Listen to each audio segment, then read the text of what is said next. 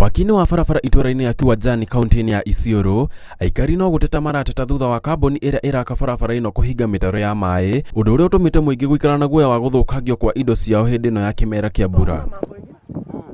Aikari maugĩte nĩ mageretie kũgiria gĩko ta gĩkĩ kwa ihinda, no ĩndĩ mageria mao makaringa ihiga, rĩu makĩũria rũhonge rwa NEMA kũmateithia. Kotoni barabara na hawa nashimba kotoni yote naletea sisi hapa sisi sasa halali, maji inaingia kwa sisi, manyumba yote nafunjika, maji inaingilia, na hawa hasikii maneno yao. Umeenda kueleza dio, umeeleza chief mimi nalete hapa. Chief kipigia simu hachukui, nasema sisi ni kampuni kubwa. Kurumira mbura nene ĩrĩa ikoretwo ikiura kaunti-inĩ ĩno, aikari maũrĩtio gũthamĩra matũũra-inĩ marĩa matagũkorwo na mwaraho nĩguo gwĩthemana na gũthererio. Ndio walipewa mahali mwafaka ya kumwaga hii mchanga, lakini wao wenyewe wamemisuse. Sasa ukiangalia hapa hivi kuteremka huko, wale wanakaa kwa shimo, wengine wako hapa juu kwa mlima, wengine wako hivi kwa shimo.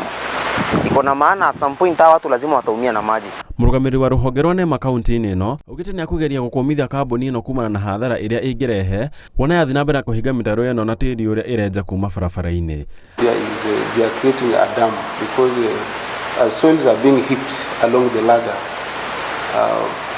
We are ending up with a situation whereby water flowing from upstream will be accumulating between where the soil is being heaped, which is basically where people will have settled.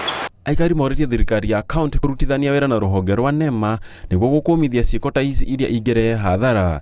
Taka viongozi, MCA, county gavana wetu na hata ikiwezekana president wetu Ruto atusaidie hapa juu sasa sisi ni kama wanyonge, hawana haki hapa.